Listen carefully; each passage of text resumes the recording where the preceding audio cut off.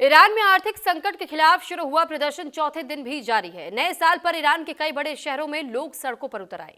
बताया गया कि इन प्रदर्शनों में एक पुलिसकर्मी की मौत भी हो गई, जबकि 13 लोग घायल हैं। लोग नारे लगा रहे हैं कि मुल्लाओं को जाना होगा। कुल मिलाकर देखें तो ईरान में जेनजी आंदोलन तेज होता जा रहा है। लोग बड़ी संख्या में सड़कों पर उतर करके प्रदर्शन कर रहे हैं। यह आंदोलन मौजूदा सत्ता के खिलाफ हो रहा है और लोग खुलकर शाह और पहलवी परिवार के समर्थन में नारे लगा रहे हैं। यह आंदोलन सिर्फ एक शहर तक सीमित नहीं है, बल्कि ईरान के कई प्रांतों में अब फैल चुका है।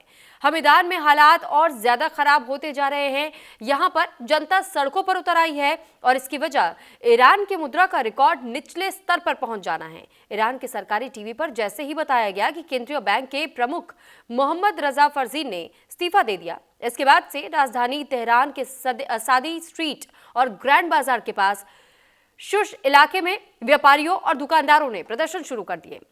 सरकारी समाचार एजेंसी IRNA ने बताया है कि इस्फहान, शिराज और मशहद जैसे बड़े शहरों में भी प्रदर्शन देखने को मिले। तेहरान के कुछ इलाकों में पुलिस ने प्रदर्शनकारियों को हटाने के लिए आंसू गैस का इस्तेमाल तक किया। ईरान में साल 2022 में ही ऐसा बड़ा आंदोलन हुआ था, लेकिन तब की और अब की वजह में काफी फर्क है। इस बार मामला अर्थव्यवस्था से जुड़ा हुआ है और इसका सीधा सीधा असर जनता पर पड़ रहा है। एक रिपोर्ट आपको दिखाते हैं।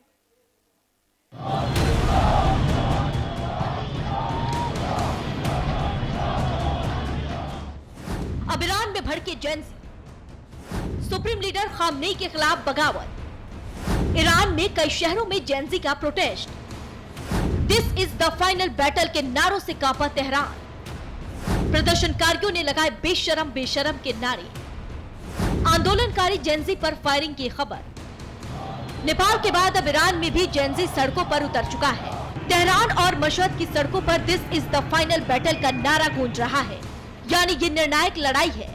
इस नारे का सीधा मतलब है कि ईरान की आवाम supreme leader Ayatollah Ali Khamenei के खिलाफ निर्णायक युद्ध में उतर गई है। ईरान की जनता सड़कों पर है, पूरा ईरान जल रहा है। पुलिस को कई जगह गोली चलानी पड़ी है। लेकिन अब सवाल ये उठता है कि अचानक ईरान की आवाम इतनी आक्रामक क्यों हो गई। दरअसल ईरान की करेंसी रियाल ऑल टाइम लो पर पहुंच गई।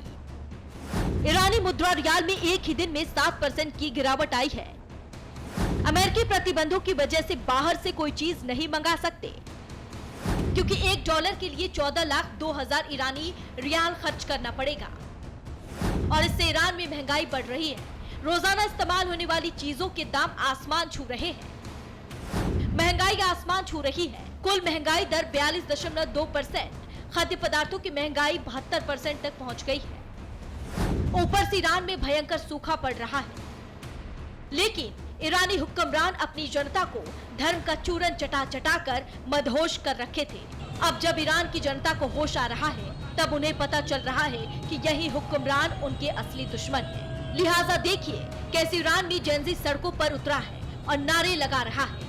सड़क से लेकर शॉपिंग मॉल्स तक में प्रदर्शन हो रहे हैं। खलीफा की आर्मी प्रदर्शनकारियों पर आंसू गैस की गोली और रबर बुलेट चल रही है। बावजूद इसके भीड़ पीछे हटने को राजी नहीं है। देश भर में व्यापारियों की हड़तालें और विरोध लगातार जारी रहे। तेहरान के ग्रैंड बाजार, लाल हजार स्ट्रीट, नासिर खोसरो और इस्तांबुल स्क्वायर सहित कई जगह दुकानें बंद रही। प्रदर्शनकारियों ने सत्ता में बैठे धर्मगुरुओं के पतन और राष्ट्रपति मसूद पेजेशकियन के इस्तीफे की मांग करते हुए सरकार विरोधी नारे लगाए। तानाशाह को मौत के नारे लगाते हुए व्यापारियों से दुकान बंद करने की अपील की गई। इधर फ्लोरिडा में इजराइल के प्रधानमंत्री बेंजामिन नेतन्याहू के साथ बैठक के बाद ट्रंप ने संकेत दिया है कि अगर ईरान ने परमाणु हथियार बनाने के ठिकानों को दोबारा खड़ा करने की कोशिश की, तो उस पर इजराइल या अमेरिका की तरफ से और हमले हो सकते हैं। अगर ईरान अपनी हरकतों में सुधार नहीं करता, तो अगला हमला बहुत तगड़ा और विनाशकारी होगा। कुल मिलाकर ईरान जहां घर में घिरा है, तो वहीं अमेरिका भी उसे बाहर से घेरने में जुटा है। सवाल ये कि क्या supreme leader Ayatollah Ali Khamenei की गद्दी जाएगी? क्या ईरान की मदद रूस करने आएगा? इस बार का आंदोलन भूख, महंगाई, गरीबी को लेकर है। क्या supreme leader Ayatollah Ali Khamenei इस पर काबू पा सकेंगे? क्योंकि पिछली बार महसा अमीनी के हिजाब वाले प्रदर्शन को supreme leader Ayatollah Ali Khamenei ने बड़ी ही बर्बरता से खत्म किया था। ऐसे में इस बार वो कौन सा टूल इस्तेमाल करें, देखने वाली बात होगी।